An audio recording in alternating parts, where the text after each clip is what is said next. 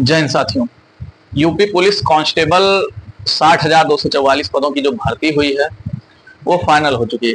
अब नई भर्ती आने की संभावना है। 25-26 हजार लगभग कांस्टेबल की पोस्ट उसमें होने वाली है। तो कुछ स्टूडेंट जो हमारे साथ जुड़े हुए हैं फेसबुक और यूट्यूब पे, उसमें से कुछ एकदम फ्रेशर हैं, एकदम फ्रेशर जिनको कुछ नहीं आता है, या कह सकते हैं जस्ट इंटर पास आउट हुए हैं या ग्रेजुएट हुए हैं और उन्हें तैयारी के नाम पे कुछ नहीं पढ़ा है अभी।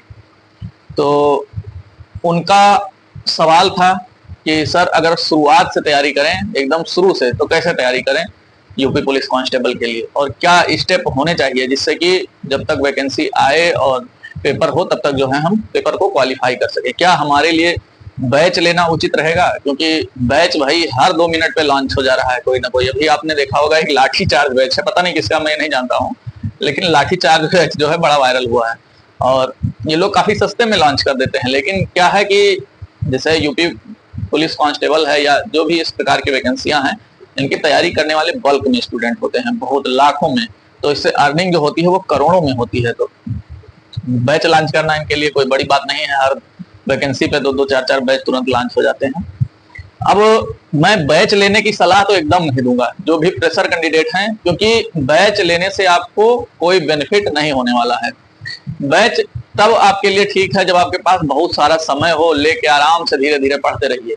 लेकिन आपके पास समय पर्याप्त नहीं है तो आपको बैच लेने की कोई आवश्यकता नहीं है। बैच में क्या होता है कि 10 क्वेश्चन ले लेंगे और 1 घंटे का वीडियो बना देंगे, इतना स्लो पढ़ाते हैं। मेरे समझ में तो अभी आज तक कोई बैच नहीं आया। एक बार मैंने भी बैच खरीद के गलती की थी, एक भी वीडियो मैंने उसका नहीं देखा। यहाँ तक कि मैं यूट्यूब पे जब वीडियो देखता हूँ कभी कोई, तो उसको 1.5x पे करके देखता हूँ, यानी उसकी स्पीड बढ़ा लेता हूँ। मेरे समझ में नहीं आता कि इतना स्लो पढ़ा के लोग उसको टॉलरेट करना एकदम जो है बहुत ही मुश्किल हो जाता है। तो जो फ्रेशर स्टूडेंट हैं, एकदम फ्रेशर हैं, उनके लिए क्या स्ट्रेटजी होनी चाहिए ये मैं आपको बताऊंगा। ध्यान से सुनिएगा और अमल में जरूर लाइएगा। कुछ जो स्टूडेंट हैं हमारे एकदम लॉयल जुड़े हुए हैं वो इसको जरूर फॉलो करेंगे, बाद में इसका क्या रिजल्ट होगा हमको जरूर बताएंगे।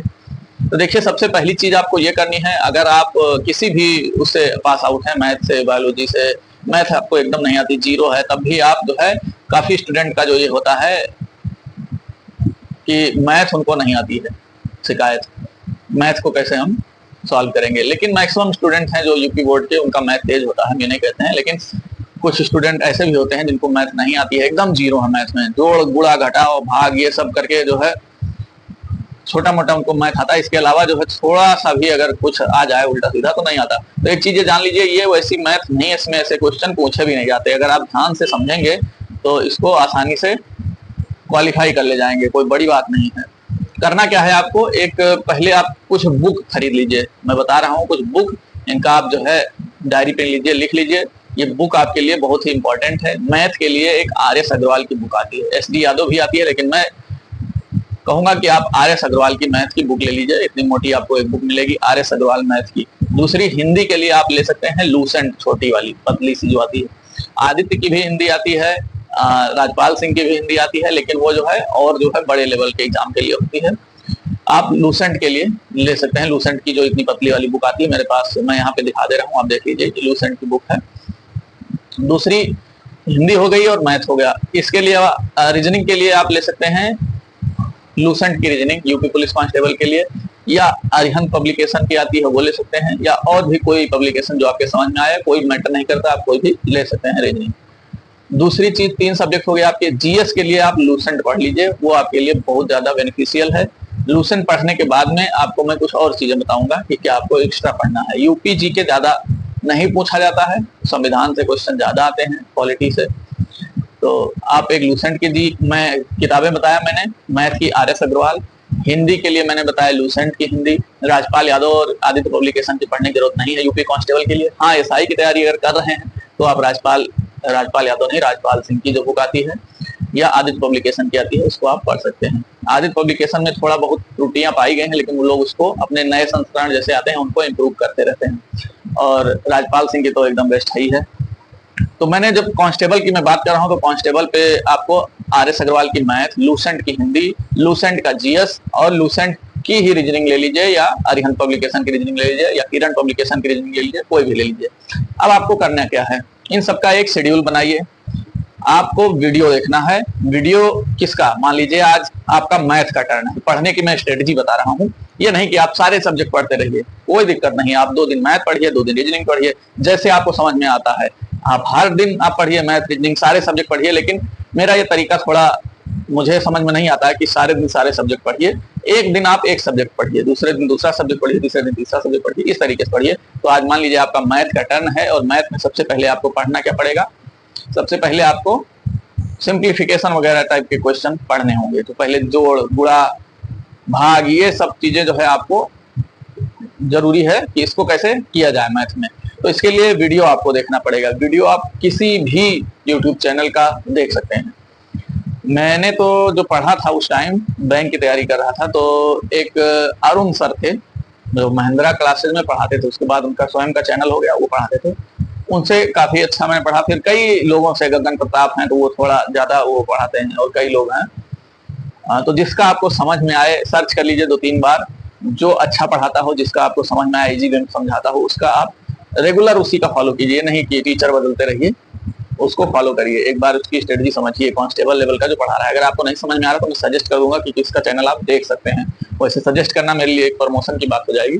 तो ये आपको करना है, उस टॉपिक को देखिए। मान लीजिए आपको आज सिंप्लीफिकेशन पढ़ना है, तो सिंप्लीफिकेशन के जो वीडियो हैं जितने, उसको आप देख डालिए। पहले दिन तो आप देखिए उसको अच्छे से, इसके बाद में दूसरे दिन आप उस आर.एस. अग्रवाल की बुक में वो चैप्टर खोलिए और उसके जितने क्वेश्चन हैं उसको सॉल्व करिए।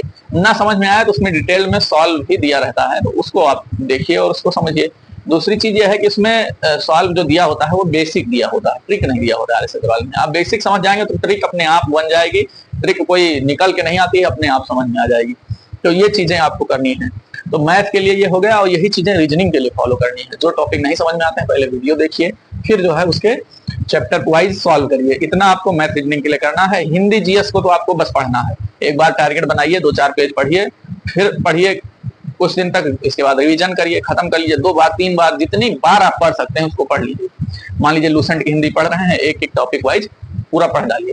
इसके बाद में उसके एक टॉपिक पढ़े, उसके क्वेश्चन लगाए, फिर से पूरा खत्म हो गया, आप उसको रिवाइज कर लीजिए, फिर 12 पढ़ लीजिए, 4 बार पढ़ लीजिए, जितना आपके पास समय मिल जाए।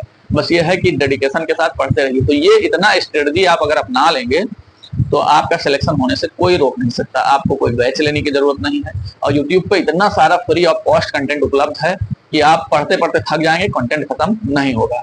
और ये फालतू का समय गंवाने का कोई फायदा नहीं है बैच में। वही 10 क्वेश्चन लेकर के वो पूरा 1 घंटे का वीडियो बना देंगे, और पूरा टाइम आपका वेस्ट हो जाएगा। ना आपका सिलेबस कवर होगा, ना आप रिवीजन कर पाएंगे।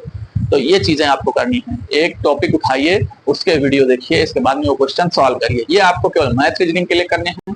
हिंदी और जीएस आपको ऐसे ही पढ़ के समझ में आ जाएगा। चाहिए तो आप अगर पूरा रिवाइज कर लेते हैं तो जीएस हिंदी का मैराथन वीडियो कभी देख सकते हैं। और कौन से वीडियो आपको देखने हैं जिसमें केवल कुछ सॉल्व कराया हो, आपको पूरा बेसिक नहीं समझना है। कुछ चीजें जो है नहीं समझ में आती है हिंदी में, तो वो चीजें कैसे आप वीडियो देख सकते हैं। जैसे संधि है, संधि हो सकता है आपको ना समझ में आए, समास थोड़ा सा समझने में समस्या हो, लेकिन पढ़ेंगे तो समझ जाएंगे। नहीं समझ में आ रहा है तो उसके लिए आप वीडियो देख सकते हैं डिटेल में, जो आपको यूट्यूब पे फ्री ऑफ कॉस्ट मिल जाएगा। तो ये इतनी स्ट्रेटजी अपनाएं। अगर जो बिगिनर है, एकदम शुरू से शुरुआत कर रहे हैं, तो उनका 5 से 6 महीने में आसानी से सिलेबस पूरा खत्म हो जाएगा, रिवाइज कर पाएंगे और आने वाली वैकेंसी में वो सिलेक्शन ले पाएंगे। तो देखिए, जब आप पूरा सिलेबस कंप्लीट कर ले जाएंगे, सिलेबस आपको पता होगा या नहीं पता होगा तो आप जो है निकाल लीजिए, साइट पे मिल जाएगा, बहुत सारे साइटों पे आपको सिलेबस मिल जाएगा।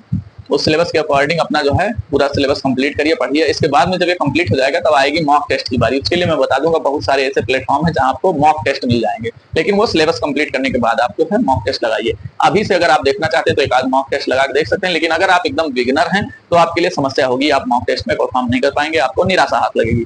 तो सबसे जरूरी चीज है ये कि आप सिलेबस कंप्लीट कर लीजिए। सिलेबस कंप्लीट करने के बाद में आप मॉक टेस्ट पे आइए और मॉक टेस्ट लगाइए। मान लीजिए एक मॉक टेस्ट लगाए आपने, मॉक टेस्ट एकदम एग्जाम की तरह होता है। जब आपने लगाएंगे उसको तो उसमें कुछ क्वेश्चन गलत होंगे, कुछ सही होंगे और कुछ छोड़ देंगे, आप नहीं अटेम्प्ट कर पाएंगे। तो वो सारी चीजें, आपकी कमियां जो है उस मॉक टेस्ट से पता चलेगी। जो क्वेश्चन आपको कठिन लग रहे हैं, टफ लग रहे हैं, छोड़ दे रहे हैं, आप उनको देखिए, एनालिसिस करिए कि क्या गलती हो रही है मुझसे, क्यों गलती हो रही है। अगर उसी टॉपिक से बार बार गलती हो रही है तो उस टॉपिक को जाकर के रिवाइज करिए, उसके वीडियोस देखिए। तो ये आपको मॉक टेस्ट से इंप्रूवमेंट मिलेगा, स्पीड बढ़ेगी और एक्यूरेसी बढ़ेगी।